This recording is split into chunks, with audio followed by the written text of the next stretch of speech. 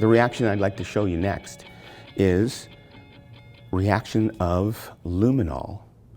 And luminol is used to detect blood at crime scenes.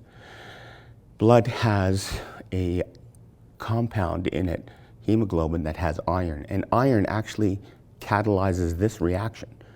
And so this luminol, which we have in here, we're going to activate it with a little bit of hydrogen peroxide.